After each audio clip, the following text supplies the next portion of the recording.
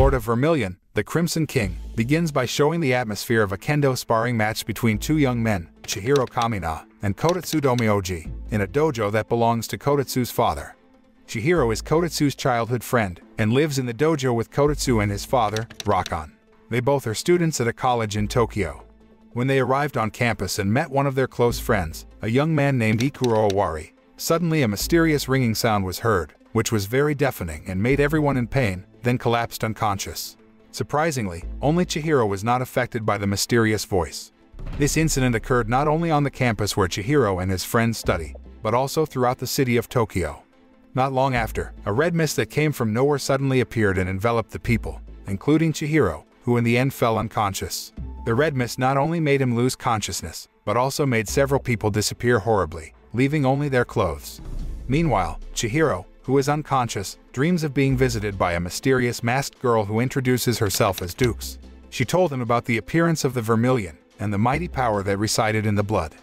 Not long after, Chihiro finally wakes up and finds himself in a campus hospital, where medical staff workers, a male physician named Inuki Akaya, and a female nurse named Kome Sakiyama, tell him that 5 months have passed. They later called the mysterious incident the Great Collapse. Inuki then asked about the dream that Chihiro had, because everyone who experienced the Great Collapse must have dreamed of something strange, one of which was to become someone else. After that, Inuki opened the window and showed the current situation of the city of Tokyo after the Great Collapse event, where the red fog was still visible covering some parts of the city. Shortly afterward, Kotetsu arrived there and seemed so relieved and happy that Chihiro had finally regained consciousness. He tells Chihiro that everyone who collapsed because of the mysterious incident regains consciousness in at least a few weeks, unlike him who slept for 5 whole months. After the medical staff checked Chihiro's condition and made sure that he was okay, Chihiro was finally allowed to go home.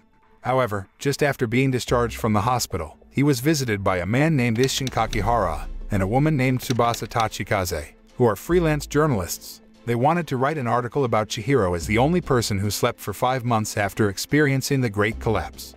Chihiro and Kakihara apparently already knew each other, because Kakihara used to be a journalist who covered an incident that happened to Chihiro 13 years ago, and thought that the Great Collapse might have something to do with it. On the way home, Kotetsu tells Chihiro that the residents have returned to normal life after the Great Collapse, although parts of Tokyo that are still shrouded in red fog can't be entered by anyone. Chihiro fell back asleep and dreamed that he was standing in a pool of blood. In his dream, Chihiro saw the dojo belonging to Kotetsu's father had been destroyed and Rakan had also died. Not long after, Chihiro and Kotetsu finally arrived at the gate of the dojo, where they were surprised by the same mysterious ringing sound which turned out to be from the snap of a young man's finger not far from them. When Chihiro looked at the boy, he saw the figure of a girl next to the boy. After that, there was a huge explosion that destroyed part of the dojo, and suddenly, a 4-armed troll monster appeared, which was none other than Kotetsu's father, Rakan. The monster then attacked Chihiro repeatedly. Seeing this, Kotetsu then threw a piece of wood at Chihiro so that it could be used as a weapon. However, he didn't have the heart to attack the monster. When the monster stabbed Chihiro with his sword until he was bleeding profusely, suddenly he could awaken a mysterious power, heroic blood, and his eyes turned red. Chihiro's heroic blood forms into a spiked blood armament, allowing him to easily kill the monster. When Chihiro's body returned to normal, he realized that his dream had come true. Chihiro immediately became shocked and felt very guilty for what he had done to Rakan. But then, a girl named Eiko Morizono who watched from the sidelines, arrives to use her abilities to put Chihiro to sleep.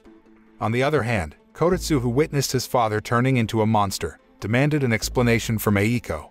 However, before she could explain anything to him, suddenly a police car siren sounded, so she chose to remain silent. A policewoman named Marie Kurokami arrives at the scene and begins questioning the people there, including Eiko and Kotetsu. Not wanting to report that his father had turned into a monster, Kotetsu told Marie that his father had disappeared. Marie then informs them about a rumor concerning numerous people becoming the red mist after vanishing. There are also reports of humans turning into monstrous beasts, though it may be an urban legend. After Marie and the police left, Kotetsu again demanded an explanation from Eiko about his father. She reveals that Rakan has been turned into a monster by the man who creates a mysterious ringing sound from the snap of his fingers, who turns out to be Jun Aoi. Not long after, Chihiro finally came to his senses, and still looked so shocked by everything that had happened, including the fact that he had killed Rakan. The next day, Eiko was still at the dojo and made breakfast for Chihiro and Kotetsu. Eiko even called Chihiro master, and said that from now on, she would always be by his side. When Chihiro asked about Eiko, the girl only replied that sooner or later, he would also remember her. Chihiro then apologizes to Kotetsu for what happened to his father, but Kotetsu acted casually, as if it wasn't a big deal to him at all. However, Chihiro felt so guilty about everything that happened, that he couldn't hold back tears of regret. When Chihiro and Kotetsu arrived at the campus together with Eiko, they saw a young man running amok. Eiko said it was an early symptom of a person before turning into a monster like Rakan. Not long after, Inuki and Komei arrived there, and immediately took the young man to the campus hospital. Inuki, who turned to Chihiro, noticed something odd about him and approached him. He then looked into Chihiro's eyes closely, and after observing him for a while, he just walked away. While they are at the campus cafeteria, Eiko reveals to Chihiro and Kotetsu that she, Jun Aoi, and the girl who came with Jun, who turns out to be Yuri Shiraki, actually come from another world. Eiko also said that she had always fought against the two of them. She then tells them that her job is to keep Chihiro alive. Chihiro, who went to the toilet to freshen up, accidentally saw the figure of Yuri, the girl who came with Jun yesterday. Because of that, he rushed after the girl who had run away somewhere. On the other hand, Kakihara, who was also on campus, saw Chihiro, who seemed to be looking for someone, and wondered who he was looking for. Chihiro then met Ikuro in the campus hall, and suddenly, a mysterious ringing sound was heard again, which turned out to be Yuri. She then appears before Chihiro, and intends to turn Ikuro and the other students into monsters like Rakan. Not long after, Jun arrived there, as did Eiko and Kotetsu. Jun then tries to make Kotetsu a monster like his father, but unexpectedly, Kotetsu was able to awaken his heroic blood, and wanted to take revenge for what happened to his father. He then fought the monsters there and managed to defeat some of them, until finally, he was brought down by a Diabolos-type monster that could fly and had deadly poison on its spear. Seeing that Kotetsu was desperate, Chihiro then raised his heroic blood to help him. Eiko then told Chihiro that Diabolos would be hard to beat without her help. Because of that, she asked him to call her by her real name. Chihiro finally remembered about Eiko and called the girl Serdit. After that, Eiko changed to her true form, which is an elf, and then saved Kotetsu, who was poisoned by the monster. Although in the end Chihiro succeeded in overthrowing the monster, he was not satisfied or happy because the monsters were actually his college friends. Chihiro wanted to end all of this immediately so that no more people had to die in vain because they were turned into monsters. Chihiro's fight against Diablos turned out to be photographed by Kakihara and his aide, who tries to take advantage of the photos. Not long after, Jun and Yuri arrived there with some Diabolos, where Jun then increased the strength of the Diabolos so they wouldn't be easily defeated. However, Chihiro instead lost consciousness, which then increased his strength so that his energy beam was so powerful, it made Tsubasa become affected and would turn into a monster. Kakihara, who panicked because he didn't know what to do to help Tsubasa, was then approached by a girl named Shoko Hanashima, who told him that Kakihara had to resurrect his heroic blood. After he finally managed to resurrect his heroic blood, he suddenly remembered something and said Ero's name. At the same time, Tsubasa changes to be like Eiko, because she also comes from another world and her real name is Ero. With her strength, Tsubasa managed to defeat the Diabolos monster. After all the monsters were defeated, Chihiro intended to attack Jun, but Yuri immediately protected him, and the two of them decided to leave. After the fight, Shoko then went to Chihiro to turn him back to normal, and was about to say something to him. However, Kakihara, who was still irritated because he thought that Chihiro was going to turn his female aide into a monster, then grabbed him by the collar, intending to hit him. However, they are surprised by Kotetsu, who informs them that Ikuro has turned into a half-monster, half-human. Shortly afterward, Inuki and Komei arrived there and rushed Ikuro to the campus hospital. Shoko then invites Chihiro, Kotetsu, and Kakihara to the Malthus Church, where the girl says that the three of them are heroic lineages because they can awaken the power of heroic blood. Shoko then brought the three of them together with the Malthus Church leader, who was none other than Dukes, a mysterious masked girl who appeared in Chihiro's dream some time ago. Dukes tells them that 40 years from now, the world they now live in will be destroyed, and after that, a new world will be created. When the world's destruction finally arrives, Lord Vermilion will appear and build a new world filled with hope. No one knows yet who the Lord Vermilion will be, but according to legend, the Lord Vermilion would be born from one of the current heroic lineages. However, there is another possibility where Lord Vermilion might not be able to be reborn, which if that were to happen, then the world would be controlled by the chaos, which would cause a lot of chaos in the new world, resulting in suffering and catastrophe. Jun and Yuri are part of the chaos, and they are called Agents of Chaos. Agents of Chaos are usually tasked with summoning monsters from other worlds to cause chaos in this world. And Tokyo is the connecting gate between this world and the world of monsters. Because of that, Dukes suggested that the city of Tokyo be destroyed so that the agents of chaos could not bring in monsters. However, it is of course not as easy as it sounds. They then return to the campus hospital, where Eiko and Tsubasa have changed back to their human form. Eiko then reveals that she and Tsubasa are actually magical creatures in charge of protecting the heroic lineages.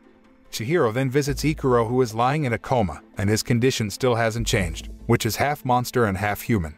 Seeing him like that, Chihiro feels very responsible and decides to destroy the barriers that surround the city of Tokyo, so that the connecting gate can no longer be used by agents of chaos, which according to Dukes' advice, can end all the chaos that occurred. However, Shoko warns him that if all the barriers are destroyed, it is very likely that the connecting gates will also be destroyed, as well as the city of Tokyo and everyone who lives there. Even though it was a very difficult decision, Chihiro still had to do it in order to save the world. Together with Kotetsu, Shoko, Inuki, and Komei, who are also heroic lineages, Chihiro begins to destroy the barriers one by one. Kakihara decided not to join because he thought that Chihiro had acted too far by destroying barriers that could also destroy the city where they live. That night, Chihiro had another dream, where in his dream, he got a sign that one of them would die. The next day, Chihiro and his companions returned to their mission to destroy the barriers. However, this time they had a bit of a hard time as Jun and Yuri arrived there to stand in their way. Kotetsu, who still holds a grudge against Jun, then attacks him repeatedly. However, Kotetsu doesn't seem like a worthy opponent for Jun, as he can easily be taken down by him. Seeing Kotetsu cornered, Komei rushed to help him. When the fight becomes fiercer, Kotetsu, who has been incapacitated by Jun, then faces a girl named Tsubaki Manazuru, who has a small doll-like monster named Densuke who immediately attacks him. On the other hand, Chihiro and Yuri seem to be fighting fiercely because both of them had quite great fighting abilities. Chihiro, who was almost desperate, then tried to destroy the barrier underneath him and Yuri, but that instead made them teleport to a lonely, foggy city. Yuri then told Chihiro that now they were in a dream world, but he didn't seem to believe her and decided to find a way out of there. Yuri then asked Chihiro about his decision to destroy the city of Tokyo. He says that destroying the city of Tokyo is the only way to stop the chaos from happening. However, Chihiro immediately became silent when Yuri asked about the fate of the people who were still alive and living in Tokyo, and asked if he would let them die just like that with the destruction of the city. Chihiro then turned around and blamed Yuri and her partner for causing chaos by turning people into monsters. Unexpectedly, Yuri tells him that she wants to be friends with him, and together, they will change the world for the better. Meanwhile, when Komei was almost able to beat Jun, suddenly a young man named Haru Minakami appeared who then attacked Komei, because Haru turned out to be part of Jun's gang. On the other hand, Kotetsu, who is still in a fierce battle with Tsubaki, insists to the girl that he will not lose against the agents of chaos like her. Hearing this, Tsubaki stopped the fight and said that she was not the agent of chaos, and thought that Kotetsu was the agent of chaos. Because there had been a misunderstanding between them, Tsubaki chose to leave there. Switching back to the dream world, Chihiro and Yuri finally find a large magical stone that has the power to create illusions that feel very real. He tried to destroy the stone, but it was not as easy as expected. Seeing this, Yuri also helped him by holding his arm, and told Chihiro to focus his strength on one point. Chihiro finally managed to break through the barrier of the magical stone and destroy the stone, until they managed to return to the real world. Afterward, Chihiro recalls childhood memories of being with Yuri. Before leaving, Yuri states that it was all because of his mother. Chihiro then helps Komei, who has to face Jun and Haru alone. However, Chihiro finally persuaded Komei to back off, as he felt that something was wrong with their mission of destroying the barriers. Arriving at Malthus Church, Kotetsu then tells about Tsubaki, the girl he met while fighting Jun. Shoko, who heard this, told Kotetsu and the others that the girl was a member of an ancient organization called the Guardian State, whose job was to protect Japan from the chaos attack. Kakihara then arrived there, but he was suspected of being a spy, because according to Chihiro, the agents of chaos had found out about their mission to destroy the barriers, and no one else knew about it but them. However, Kakihara denied the accusations, despite the fact that he was not involved in the mission. Chihiro then meets Inuki and tells about Yuri's words telling him that all this happened because of a mistake made by his mother. Surprisingly, Chihiro can't remember clearly about his past. In fact, he couldn't even remember his mother's face. Kakihara, who was secretly eavesdropping on their conversation and learned of the events that happened to Chihiro 13 years ago, was finally willing to tell about Chihiro's past and also about his mother. Kakihara then told that Chihiro's mother, Mitsuki Kamina, caused an explosion at the Aval Science Foundation research facility 13 years ago. The nature of the research never went public, and Mitsuki went missing. However, Kakihara also accuses Chihiro of killing his parents, stating that Chihiro stabbed his father to help him remember how he killed his mother. After visiting the campus hospital, Chihiro and Kotetsu are stopped by Marie and Tsubaki, confirmed members of the Guardian State. Marie then told them about a recent murder incident, which supposedly was committed by a wild animal. Marie turns out to suspect Jun as the mastermind behind the murder. Hearing this, Kotetsu, who still holds a grudge against Jun, then volunteered to help them find Jun's whereabouts. However, after several days of searching, the three of them had yet to find Jun's whereabouts. Meanwhile, Chihiro had another dream, and in his dream, it was clear that Inuki would die next. Chihiro then rushed to contact Komei to confirm the whereabouts of Inuki, but as it turned out, he wasn't at the campus hospital, and Komei couldn't find him anywhere. Not only that, she also found that one of the windows in Inuki's room had just broken. On the other hand, Tsubaki, who was doing a search in a narrow alley, was suddenly attacked by a terrible monster. She immediately became desperate, but Kotetsu got there just in time and saved her. But the monster apparently managed to escape from them. Turning back to Chihiro, who was looking for Inuki's whereabouts, he suddenly stopped somewhere when he saw Yuri, who was comforting several children. Yuri looks very gentle and affectionate, so the children around her seem so happy and laughing happily. The scene then switches and shows a group of men ordered by Jun to kill someone. One of the men then went to buy food, while the other waited somewhere. However, once the man who bought the food arrived at the place where the members of his group had gathered, how shocked he was to find out that they had all been killed. From one of the dead man's cell phones, it was known that Jun had ordered them to kill Inuki, who was none other than a bloodthirsty monster who had committed a series of murders. Jun turned out to have ordered many people, including members of his motorcycle gang under him, to find Inuki's whereabouts. Meanwhile, Chihiro, who returned to continue his search, called Komei and asked her to contact their other friends to help find Inuki's whereabouts. The next day, Inuki, who was somewhere, seemed to feel a terrible pain in his chest. Not long after, a mob of motorcycle gang members who are Jun's subordinates managed to find his whereabouts and immediately detained him until Jun arrived there. But at the same time, Chihiro also arrived and tried to get Inuki out of there. Seeing Chihiro, the motorcycle gang members surrounded him, not realizing that Inuki was turning into a monster. Not wanting to hurt Chihiro, Inuki then threw himself into the river. Chihiro then returned to the Malthus church and found out that the one who had betrayed them all along was Inuki. Kakihara apparently has conducted an investigation and found the fact that Inuki and Jun were raised together in the same orphanage and share a close brother-like relationship. The orphanage they grew up in turned out to be the same orphanage as Yuri, whom Chihiro saw playing with the children from the orphanage. Kakihara also revealed that the orphanage is managed by the Avil Science Foundation. Hearing this, Shoko then told him that the Avil Science Foundation was the mastermind behind the chaos. Kakihara then showed a photo of Yuri with an old man, who was none other than the founder of Avil, who is also Yuri's father. Komei, who turned out to have known about Inuki's condition, then told Chihiro that Inuki did that because he wanted to protect the orphanage children, because the location of the orphanage was near one of the barriers. All this time, Komei chose to keep it a secret because she understood the feelings of Inuki, who wanted to protect his home and also the orphanage where the orphans lived. Unexpectedly, Komei was also from the orphanage. She also said that in the past, the orphanage had carried out illegal experiments by turning some orphans into monsters like Inuki. That night, Jun manages to find Inuki's whereabouts and asks Inuki to come with him because he will try to find a way to heal him. However, he refuses and instead asks Jun to kill him. Not long after, Chihiro arrived there just as Inuki finally turned completely into a monster and attacked Chihiro and Jun, who were there. Unexpectedly, Jun helps Chihiro deal with Inuki, who is starting to get out of control. However, Chihiro again lost consciousness and awakened an even more powerful force, capable of even destroying the city of Tokyo if he put all his strength into a blind attack.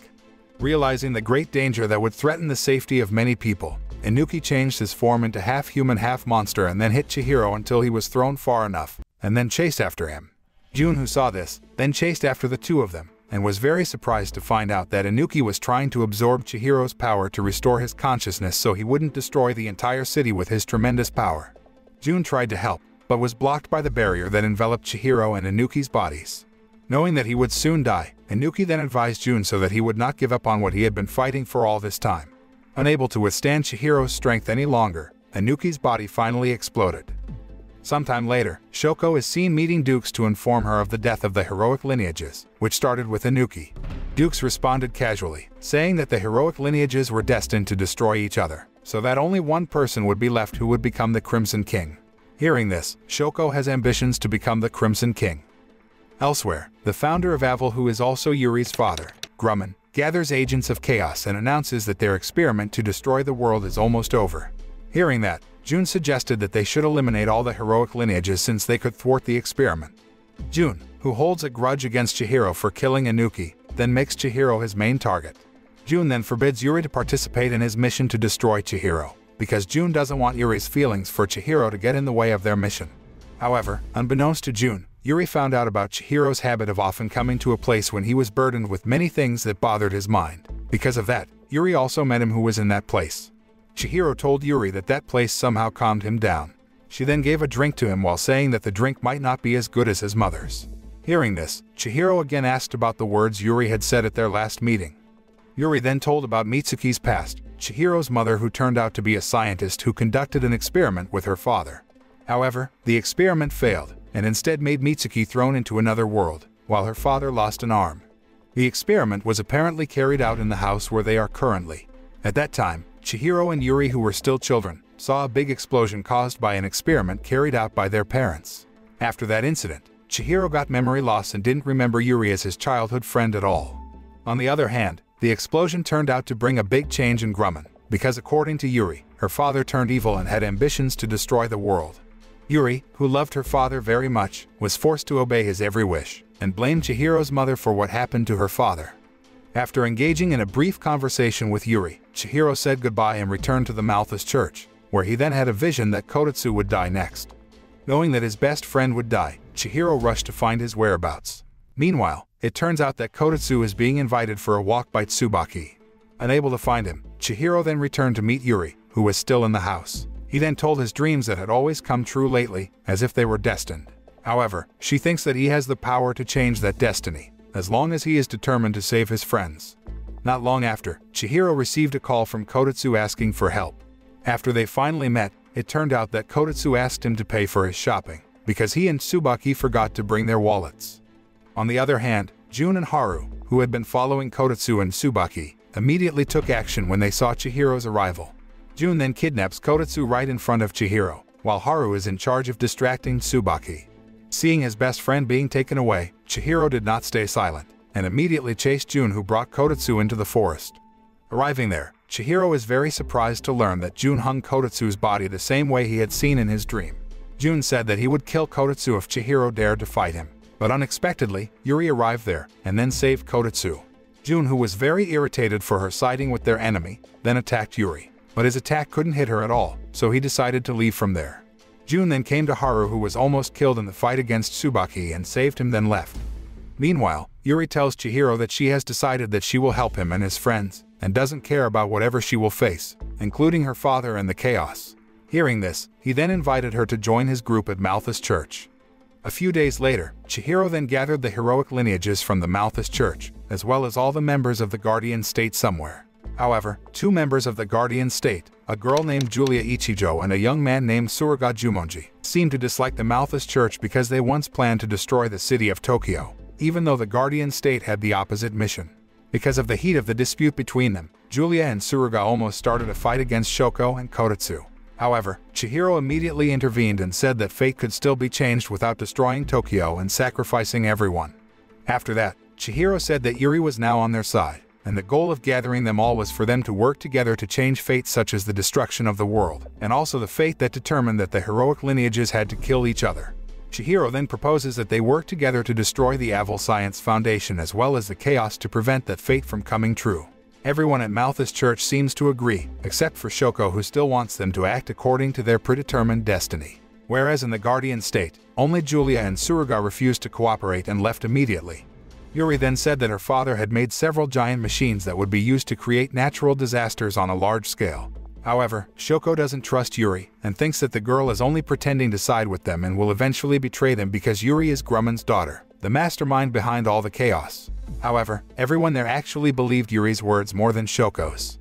Sometime later, Chihiro had another vision of the heroic lineages dying, and this time, he saw Marie in his dream. On the other hand, it turns out that Marie is infiltrating one of the secret facilities belonging to the Avil Science Foundation to confirm Yuri's words about her father's plans. There, Marie, who had just discovered an artificial barrier created by Avil, was suddenly attacked by a male agent of chaos named Kaboragi Kark, who has a female magical creature named Amadeus. With the power of Amadeus, Kaburagi managed to corner Marie and seriously injure her. Elsewhere, Chihiro and the others are trying to find Marie's whereabouts. Everyone looked worried, especially Kakihara, who was close friends with her. Kakihara even told Chihiro that he would blame him completely if something bad happened to Marie.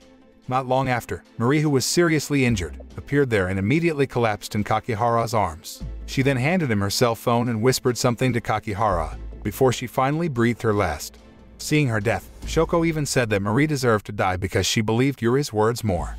Not long after, Grumman arrived there accompanied by Jun and Haru. He told them that Yuri had done a great job revealing about the machine. Grumman's words seemed to imply that Yuri was deliberately siding with Chihiro and the others to frame them. Since everyone is now blaming her, Yuri also has no choice but to return to her father. After that incident, Chihiro had a vision of Kakihara's death which might happen in the near future.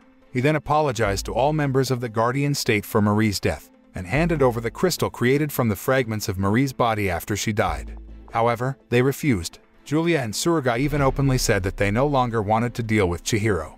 Not only Julia and Tsuruga, Kakihara and Shoko also blamed Chihiro for everything that happened. Meanwhile, at one of Avil's secret facilities, Grumman and his men gather some people and turn them all into monsters. Kakihara, who opened Marie's cell phone, discovered several locations of Avil's secret facilities and intended to investigate there, hoping to avenge Marie's death. Chihiro, who had a vision that Kakihara was going to die, then quietly followed him, although in the end, he was caught by Kakihara. Chihiro said that he didn't hate Kakihara at all, even though he continued to suspect and blame him. Chihiro also told him that he continued to follow Kakihara because he wanted to prevent his fateful death. Elsewhere, Kotetsu turns out to be secretly asking Tsubaki to help Chihiro, who wants to prevent Kakihara's death. Knowing that Chihiro was still following him, Kakihara then met him and took him to the park to discuss something.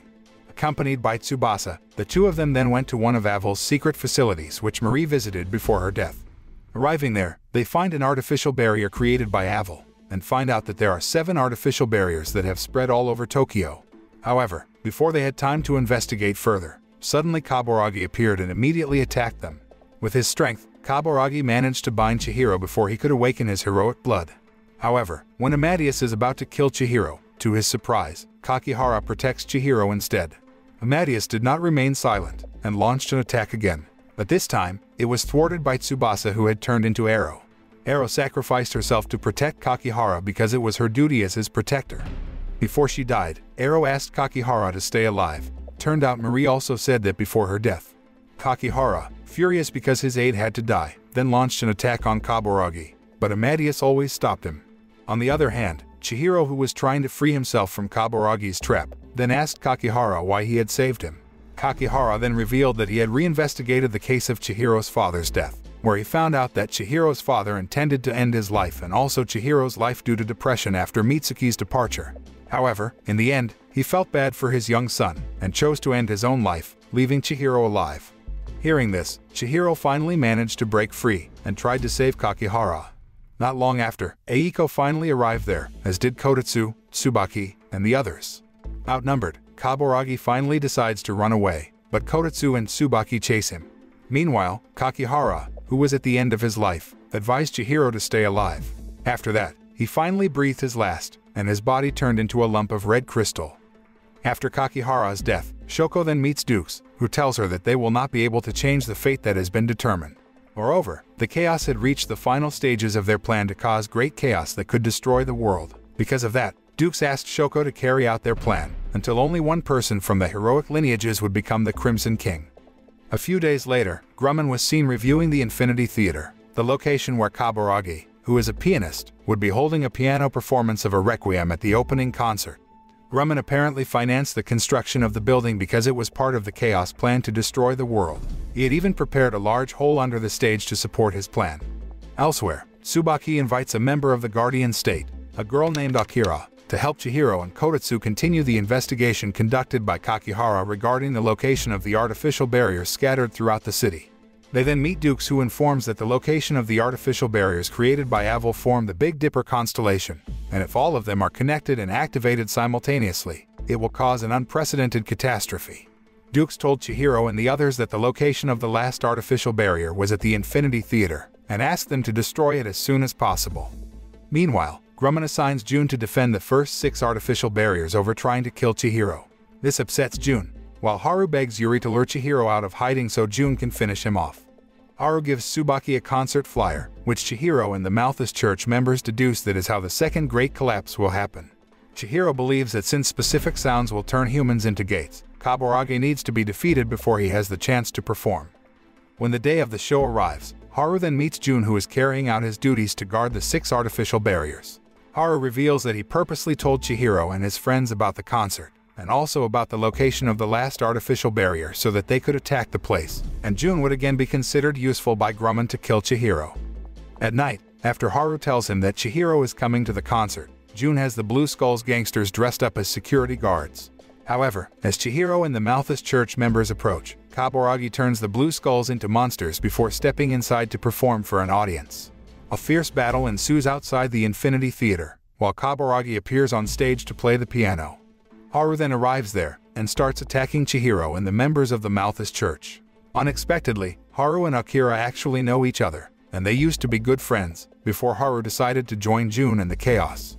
Akira tries to convince Haru to stop whatever his plans are with the chaos, because the destruction of the world will not bring happiness to anyone, including himself. But Haru persisted, and then attacked Chihiro. Unexpectedly, what Haru attacked was not the real Chihiro, but Akira's magical creature disguised as him to trick the agents of chaos. Meanwhile, the real Chihiro managed to sneak onto the stage, and launched a surprise attack at Kaburagi, who was playing the piano. However, Jun suddenly appears and attacks him ruthlessly. Jun and Chihiro are also involved in a fierce battle, because Jun wants to avenge the death of Inuki, who sacrificed himself for Chihiro. But, despite being stabbed by Jun, Chihiro honors Inuki's dying wish and smashes Jun's blood armament. At the same time, Kaburagi's Requiem absorbs the audience into red mist produced by the keystone and turning them into a giant monster. Unexpectedly, instead of helping Jun kill Chihiro, Kaburagi stabbed Jun, killing him, because he wanted to kill Chihiro with his own hands. Haru, who saw Jun's corpse turned into a crystal as red as blood, suddenly became angry because he was a special person to him. Haru then tries to avenge Jun's death, but is blocked by Akira because it is too dangerous to attack Kaburagi alone. When Kaburagi was about to attack Haru, Akira protected him, even though she had to sacrifice herself to keep Haru alive. But in the end, the two friends were defeated by Kaburagi. Seeing Jun's death, as well as the people around him who have been turned into monsters, Chihiro becomes very angry and increases his strength, forcing Kaburagi and his giant monsters to fight outside the Infinity Theater building. With his current strength, Chihiro could easily fend off the giant monsters' attacks and launch an even more terrifying counterattack. After overthrowing the giant monster, he then tried to attack Kaburagi. However, Kaburagi immediately escaped because he wanted to see the new world that Chihiro would create. Hearing this, Chihiro then asked about the meaning of Kaburagi's words, where he finally revealed that Chihiro was the Crimson King. On the other hand, Shoko destroys the Keystone in Infinity Theater, while Yuri looks happy because Chihiro and his friends managed to thwart her father's plan, and the second great collapse has been averted.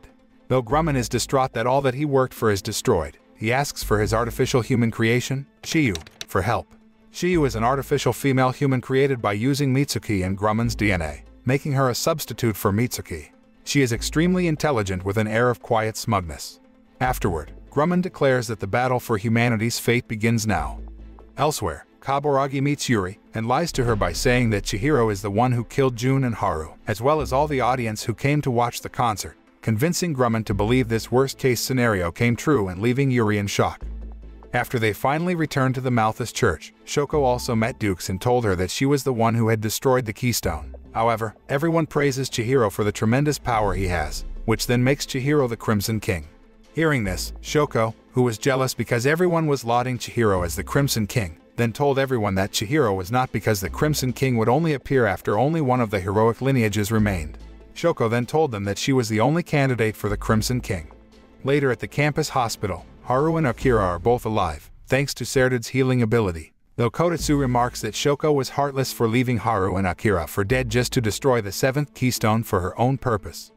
Meanwhile, Chiyu, who has rarely been seen, turns out to be conducting a special experiment, where she then takes Grumman to a secret facility with the shape of a house that Grumman and Mitsuki used to conduct experiments several years ago.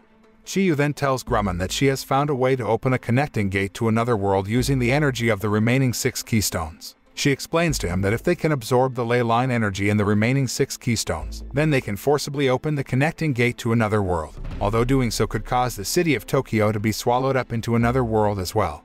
Hearing this, Grumman became very happy, because he finally had the opportunity to go to another world and find Mitsuki. Unexpectedly, he turns out to be in love with Chihiro's mother when they work together on an experiment to create a gateway to another world. However, after their experiment failed and Mitsuki was thrown into another world, Grumman was devastated and couldn't let her go. Because of that, he tried to do everything he could to create a gateway to another world to find Mitsuki's whereabouts, even though it had to cost a lot of innocent people. He seemed to have lost his mind due to his excessive love for Mitsuki. Grumman, who strongly yearns to meet Mitsuki in the other world, tells Chiyu to begin preparations. Meanwhile elsewhere, Shoko, filled with malice in her heart, has ambitions to become the Crimson King, and decides to kill Chihiro and the others so that she can become the only heroic lineages alive and in the end be crowned the Crimson King. However, suddenly Kaburagi appears there to kill her and burn the Malthus church. The next day, Chihiro and the others find a red crystal supposedly from Shoko's body, which indicates that she has been killed by agents of chaos. Not long after, Dukes arrives there and informs them that Avil and the Chaos have continued their plan to destroy the world by forcibly opening the connecting gate to another world, which will cause the world they live in now to be swallowed up into it. After that, Chihiro met Yuri at the house where their parents conducted an experiment several years ago, which turned out to be Hikari-en.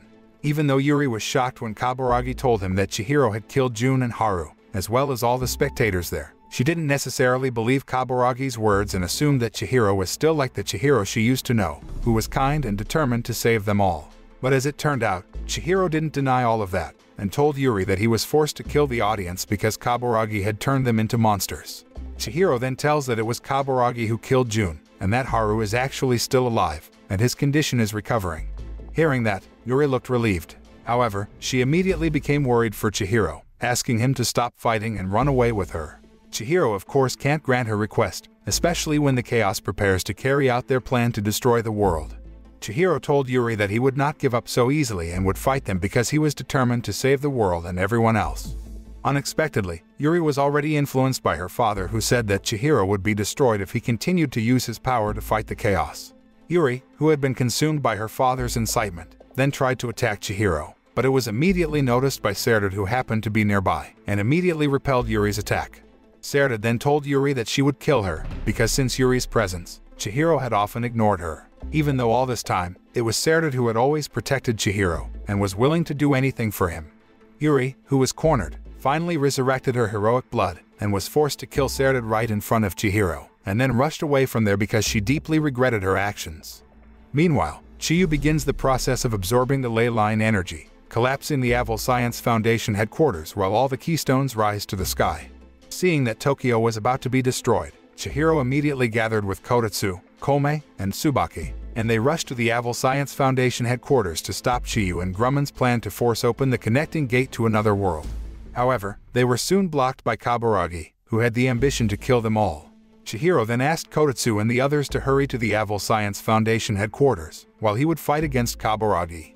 To deal with Chihiro, Kaburagi then turns the residents of Tokyo into a giant monster named Jormungandr.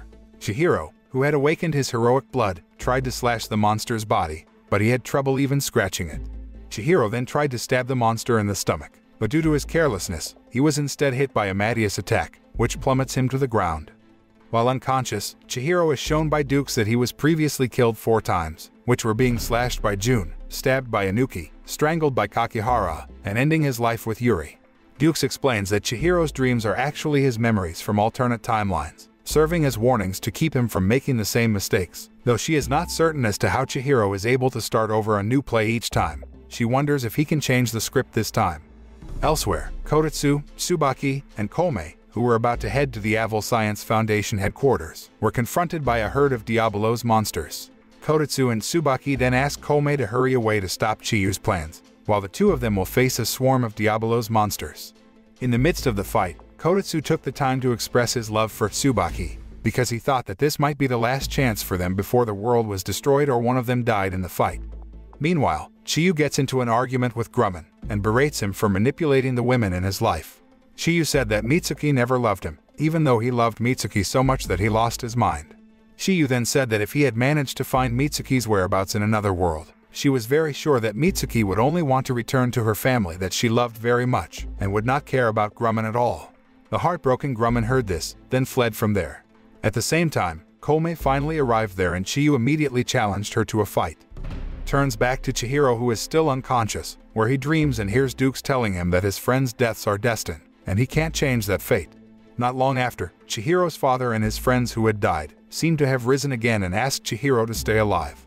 Hearing the support from those closest to him, he finally got up and made Dukes wonder if this time he could change the fate that had been determined. Chihiro, who got back up, managed to kill Jormungandr and Amadeus with just one attack. After that, he cut off both of Kaburagi's arms and finally managed to kill him. Elsewhere, Julia and Tsuruga arrive and help Kotetsu and Tsubaki, who are already starting to get overwhelmed by the Diabolos monsters. They put aside the disputes that once existed between them, and together fight hordes of monsters to protect the city. Meanwhile, Koumei manages to outperform Chiyu and destroy the girl's machine, despite the fact that it cannot be turned off once it is activated, and Koumei's actions turn the machine out of control. Grumman, who saw the connecting gate starting to open little by little, seemed so happy because he thought that soon he would meet Mitsuki. However, unexpectedly, Grumman was betrayed by his advisor, Vandrail, who shoves him into the gate to speed him along. Vandrail never enters combat but has the ability to teleport, and enjoys watching destruction. He manipulated Grumman into creating Aval Science Foundation so he could watch more destructions. As the closest candidate to being the Crimson King and the Lord of Vermilion, Chihiro heads to erase the gate himself. However, Yuri and Jormungandr stand in his way. As Chihiro and Yuri charge at each other, Chihiro dodges her and kills Jormungandr instead. Upon seeing that, a disappointed Vandrail leaves the area. Chihiro and Yuri then approach the gate together, but he pushes her away and enters alone. Before the gate closes, Chihiro tells Yuri to live, and he finally manages to save the world. Sometime later, Yuri, Kotetsu, Tsubaki, Haru, Akira, Koumei, and Chiyu move into Hikari-en, searching for a way to reopen the gate and bring back Chihiro. The moral lesson of the story is, destiny is not a matter of chance, it is a matter of choice. It is not a thing to be waited for, it is a thing to be achieved. We are not the victim of the world, but rather the master of our own destiny, because our choices and decisions determine our destiny.